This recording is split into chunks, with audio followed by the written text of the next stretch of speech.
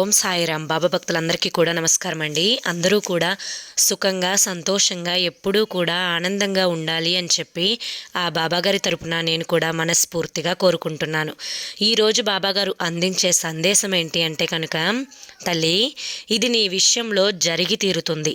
ఒక స్త్రీ వల్ల నష్టం రాబోతుంది. జాగ్రత్త తల్లి, కాదనకుండా 2 నిమిషాలు వినమ్మా అని చెప్పి ఏదో తెలియని సందేశాన్ని ఈరోజు బాబాగారు మనకు అందించాలి అనుకుంటున్నారండి. మరి బాబాగారు ఏ సందేశం అందించినా కూడా అది మన భవిష్యత్తుకు పునాది అని చెప్పి మనందరికీ కూడా తెలిసిన విషయమే కదా. మరి ఎవరికైతే బాబాగారి మీద నమ్మకం ఉంటుందో వారందరూ కూడా ఈ వీడియోకి ఒక చిన్న లైక్ ఇచ్చి వీడియోని వినడం స్టార్ట్ చేయండి. దానికంటే ముందు చాలామంది కూడా గురువుగారి గురించి అడుగుతున్నారండి. అక్క, ఎన్నో రకాల సమస్యలతో మేము సతమతమైపోతున్నాము. మీకు తెలిసిన గురువుగారు ఎవరన్నా ఉంటే చెప్పండి అక్క, ఈ కష్టాలు బాధలు మాకు తీరిపోవాలక్క అని చెప్పి అడుగుతున్నారండి. ఈ గురువుగారు మనకు తెలిసిన గురువుగారే. శ్రీ షిరిడి సాయిబాబా ఆశీస్సులతో జ్యోతిష్యం చెప్పబడును. గురూజీ శివరామరాజు గారు. Phone number 9959422552. మీరు ఇప్పటి వరకు ఎన్నో చోట్ల జ్యోతిష్యం చెప్పించుకొని మీరు ఆశించిన మార్పులు మీ జీవితాలలో జరగలేదని చెప్పి బాధపడి ఉంటారు. కానీ ఈ గురువుగారి దగ్గర అస్సలు అలా జరగదండి. మీ సమస్యలు ఏవైతే ఉన్నాయో, ప్రేమ, పెళ్ళి, ఉద్యోగం, రాజకీయం, సంతానం లేక ఇబ్బంది పడుతున్నా, భార్యాభర్తల మధ్య గొడవలున్నా, అప్పుల సమస్యలున్నా, శత్రువుల సమస్యలున్నా, వెంటనే మీరు ఈ గురువుగారికి కాంటాక్ట్ అయ్యి అవి వివరించి చెప్పినట్లయితే వాటికి తగిన పూజలు చేసి మీకు వెంటనే గురువుగారు పరిష్కారాన్ని చూపిస్తారు. గురువుగారు చెప్పింది చెప్పినట్లు 100కు 1000% జరుగుతుంది. మొన్న మా యొక్క ఫ్రెండ్ జీవితంలో జరిగిన మార్పు గురించి కూడా మీకు చెప్పాను. తప్పకుండా కాంటాక్ట్ అవ్వండి. ఇక బాబాగారి యొక్క సందేశం విషయానికి వస్తే, సందేశంలోకి వెళ్ళే ముందు మొదటిగా నా యొక్క గొంతు గురించి చాలామందికి ఏంటి తేడాగా ఉంది అని చెప్పి అనుకుంటున్నారేమో. కొంచెం కోల్డ్ కాఫ్ ఉండడం వల్ల ఈ 2 days అనేది వాయిస్ అనేది కొంచెం ఈ రకంగానే ఉంటుంది. దయచేసి బాబా భక్తులు అందరూ కూడా అర్థం చేసుకుంటారు అని చెప్పి ఆశిస్తున్నాను. ఇక ఆలస్యం చేయకుండా బాబాగారి యొక్క సందేశం ఏంటో తెలుసుకుందాం. తల్లి, ఇది నీ విషయంలో ఆల్రెడీ జరుగుతూ ఉన్నది. ఒక స్త్రీ వల్ల నీకు నష్టం జరగబోతోంది, నష్టం రాబోతోంది. జాగ్రత్తగా ఉండు అని చెప్పి ఎందుకు చెప్తున్నానో, ఇప్పుడు నేను చెప్పే ఈ చిన్న కథని నువ్వు జాగ్రత్తగా విన్నావు అంటే ఈ కథకి నీ జీవితానికి ఉన్న సంబంధం ఏంటో నీకు పూర్తిగా తెలుస్తుంది. ఒక ఊరుంది. అది చాలా అందమైన పల్లెటూరు అన్నమాట. ఆ పల్లెటూరికి ఒక రాజుగారు ఉన్నారు. ఆ రాజుగారు ఆ ఊరిలో ఎటువంటి సమస్యలు రాకుండా జాగ్రత్తగా చూస్తూ ఉంటారనమాట. అంటే చిన్న కష్టం వచ్చినా కూడా రాజుగారి దగ్గరికి వెళ్ళి అదేంటో చెప్పుకుంటే దాన్ని వెంటనే పరిష్కరిస్తారనమాట. అదే ఊరిలో సరోజ అని చెప్పి ఒక వేశ్య కూడా నివసిస్తూ ఉంటుంది. ఆవిడ చాలా అందమైనదనమాట. ఆమె పేరు ఎలాగున్నా కానీ అందరూ కూడా ఆమె రూపాన్ని చూసి రూపవతి అని చెప్పి ఊరి వాళ్ళే ఆవిడకు ఒక నామకరణాన్ని చేశారు. అంటే చేసే వృత్తి బాగోకపోయినా కానీ మనిషి మాత్రం అందమైన చక్కటి బొమ్మ లాంటిది. అయితే ఆవిడ ఎంతోమంది మగవాళ్ళు ఆవిడ దగ్గరికి వస్తూ ఆవిడకు కావాల్సినంత ధనాన్ని ఇచ్చి ఆవిడ దగ్గర ఒక రోజు సంతోషాన్ని తీర్చుకొని వెళ్ళిపోతూ ఉండేవారనమాట. ఇలా చాలా ధనాన్ని సంపాదించుకుంది రూపవతి. ఒకరోజు అదే ఊరికి ఒక గురువుగారు ప్రవచనాలు చెప్పడానికి, ఉపన్యాసాలు ఇవ్వడానికి వస్తారు. ఒకరోజు అనుకోకుండా రూపవతి కూడా ఆ ఉపన్యాసాల దగ్గరికి వెళ్తుంది. ఇక గురువుగారు చెప్పిన మాటలన్నీ కూడా రూపవతి సరిగ్గా శ్రద్ధ పెట్టి ఆలకిస్తుందనమాట. ఇక ఈ విధంగా ఆలకించుకున్న తర్వాత తన మనసులో రూపవతి అనుకుంటుంది, నేను ఇన్ని సంవత్సరాలు కూడా తప్పుడు పని చేశాను. చాలామంది కుటుంబాలు నాశనం చేశాను. ఎంతోమంది జీవితాలు కూడా నా వల్ల కోల్పోయారు. నేను చేసిన తప్పుకి పశ్చాత్తాపంగా గురువుగారు ఏదన్నా పరిష్కారాన్ని చెప్తారేమో అడుగుదాము అని చెప్పి ఆ గురువుగారి దగ్గరికి వెళ్ళి, స్వామి, నేను ఇప్పటి వరకు ఈ రాజ్యంలో ఎంతోమంది జీవితాలతో ఆడుకున్నాను. నా దగ్గరికి వచ్చి వాళ్ళ కోరికలను తీర్చుకున్నందుకు నాకు ధనం ఎంత కావాలంటే అంత ఇచ్చారు. దాని కారణంగా వారి యొక్క కాపురాలు పోయాయి, వారి యొక్క జీవితాలు పోయాయి, ఎంతోమంది ఉసురు పోసుకున్నాను. మరి ఈ పాపం అంతా కూడా ఎలా పోతుంది అని చెప్పి అడుగుతుంది. అప్పుడు అమ్మా, నీకిప్పుడు పాపం అని చెప్పి తెలుస్తుంది కదా, మరి నీకిప్పుడు ఏం చేయాలనిపిస్తుంది అని చెప్పి అంటారు. అయితే నేను మీకు బ్రతికినంత కాలం సేవ చేసుకోవాలి అనిపిస్తుంది గురువుగారు, మరి ఆ అవకాశాన్ని నాకు ఇవ్వండి అని చెప్పి అడుగుతుంది రూపవతి. అప్పుడు గురువుగారు సరేనమ్మా అని చెప్పి నీకు నచ్చినట్లుగా చేసుకోమ్మా అని చెప్పి అంటారనమాట. అయితే ఇక ఆ ఊరిలోనే ఆ గురువుగారు ఒక ఆశ్రమాన్ని పెడతారు. ఈ రూపవతి తన ఇంటికి వచ్చేసి ఒక అందమైన గిన్నెలను ఒక 10 తయారు చేపిస్తుందనమాట. ఆ 10 ఆ గిన్నెలను తీసుకొని పోయి, అంటే ఆహారం తినే గిన్నెలు, ఆ 10 తీసుకొని పోయి గురువుగారి ఆశ్రమంలో ఉంచుతుంది. గురువుగారికి చెప్తుంది, నేను ప్రతిరోజు కూడా 10 మంది శిష్యులకు, మీ శిష్యులకు ఆహారాన్ని వండాలి అనుకుంటున్నాను. ఈ గిన్నెలు తీసుకొని ఎవరైతే నా యొక్క గృహానికి వస్తారో వారికి కడుపు నిండా భోజనాన్ని పెట్టి పంపిస్తాను. ఈ ఒక్క పుణ్యకార్యమైన నన్ను చేసుకొనివ్వండి అని చెప్పి అంటుంది. దానికి గురువుగారు సరేనని చెప్పి అంటారనమాట. ఇక 10 గిన్నెలను తయారు చేపించి గురువుగారి ఆశ్రమానికి పంపిస్తుంది రూపవతి. ఇక రోజు కూడా 10 మంది శిష్యులు రూపవతి ఇంటికి వచ్చి చక్కగా కడుపు నిండా భోజనం చేసి వెళ్తారు. రూపవతి తనే స్వయంగా భోజనాన్ని వండి తనే స్వయంగా తన చేతులతో వడ్డిస్తుందన్నమాట. అది తిన్నాక శిష్యులు కూడా చాలా రుచికరంగా ఉంది భోజనము, చాలా మంచి భోజనం తిన్నాం ఈరోజు అని చెప్పి సంతృప్తిగా రూపవతిని ఆశీర్వదించి వెళ్ళేవాళ్ళనమాట. అయితే ఒకరోజు యథావిధిగా ఈ యొక్క శిష్యులు భోజనం చేసి ఆశ్రమానికి వెళ్ళిన తర్వాత అందులో ఒక శిష్యుడు రూపవతి గురించి అందాన్ని పొగడడం మొదలు పెడతాడు. ఆహా, ఎంత చక్కటి స్వరూపం ఆవిడది, ఆవిడ కళ్ళు ఎంత బాగున్నాయో, ఆవిడ చర్మం ఎంత బాగుందో, ఇంత అందంగా ఉంది కాబట్టే ఈ ఊరి ప్రజలు ఆవిడకు రూపవతి అని చెప్పి పేరు పెట్టారు. ఇలా చెప్పుకుంటూ పోతే ఎంతటి అందమో ఆవిడది అని చెప్పి చెప్తూ ఉండంగా మరొక శిష్యుడు ఇదంతా కూడా వింటాడనమాట. అతను ఎప్పుడూ రూపవతిని చూడలేదు. కాకపోతే ఈ అబ్బాయి చెప్తుంటే ఆ సన్యాసి కూడా ఆ యొక్క రూపాన్ని మనసులో ఊహించుకొని ఏవేవో ఆలోచనలు అతనికి వస్తూ ఉంటాయి. ఇక తరువాత రోజు ఆ యొక్క ఆహారపు గిన్నెను తీసుకొని వెళ్ళే వంతు తనకి రావాలి అని చెప్పి ఎదురు చూస్తూ ఉంటాడు. తర్వాత రోజు రాదు, 3వ రోజు వస్తుంది. ఇక ఈరోజు నేను రూపవతిని చూడబోతున్నాను, తన చేత్తో భోజనాన్ని పెట్టించుకొని తినబోతున్నాను, ఎంతటి అందమో అన్నారు కదా, అది నా కళ్ళతో ఈరోజు నేను చూడబోతున్నాను అని చెప్పి ఆశగా ఆశ్రమానికి వెళ్తాడు. కానీ వెళ్ళిన తర్వాత వచ్చిన శిష్యులకు రూపవతి కింద ఉన్న సేవకులు భోజనాన్ని వడ్డిస్తారు. అప్పుడు ఈ సన్యాసికి కోపం వస్తుంది. మీ యజమానురాలు లేదా, మీరు వడ్డిస్తున్నారు, తననే వచ్చి వడ్డించమని చెప్పండి అని చెప్పి కోపంగా అంటాడు. ఆ మాటలకి బాగా తీవ్రమైన జ్వరంతో బాధపడుతున్న రూపవతి మంచం మీద ఎక్కడో తన కోపంతో కూడిన మాటలు వినిపించి వెంటనే లేచి ఒక సేవకురాలను పిలిచి, నన్ను చెయ్యి పట్టుకొని భోజనాల దగ్గరికి తీసుకొని వెళ్ళండి, వచ్చిన తర్వాత ఆ వచ్చిన అతిథులకు నేనే స్వయంగా భోజనాన్ని వడ్డిస్తాను, అప్పుడు నాకు ఇంకా తృప్తిగా ఉంటుంది అని చెప్పి అంటుందన్నమాట.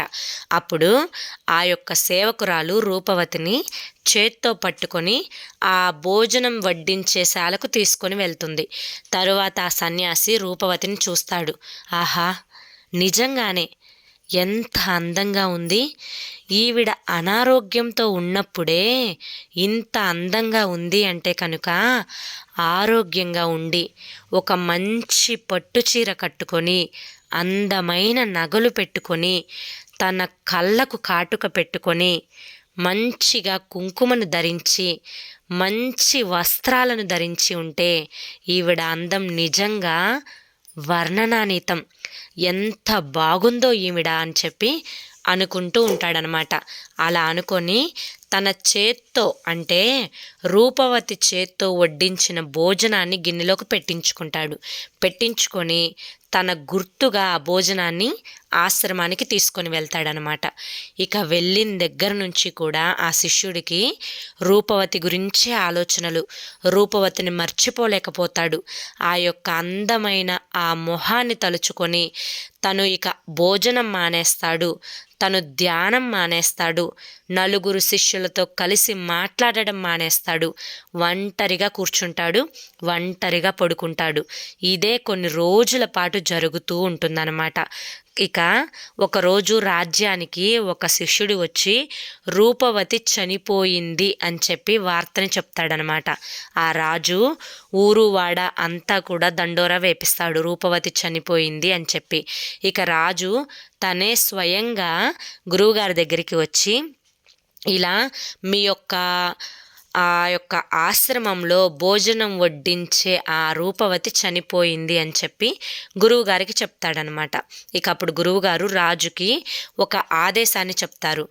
రూపవతి యొక్క శరీరాన్ని ఒక విశాలమైన మైదానంలో ఉంచండి, శరీరాన్ని దహనం చేయవద్దు, ఏమీ చేయవద్దు, అలాగే 3 రోజులు వదిలేసి ఉంచండి, తరువాత ఏం చేయాలో నేను చెప్తాను అని చెప్పి చెప్తాడనమాట.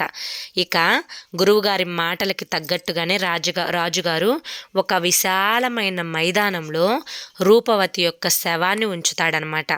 ఇలా 3 రోజులు గడుస్తుంది. 3 రోజులు గడిచిన తర్వాత రూపవతి శరీరం అంతా కూడా ఉబ్బిపోతుంది, పురుగులు బయటికి వస్తాయి, ఆ మైదానం అంతా కూడా వాసనతో నిండిపోతుందన్నమాట.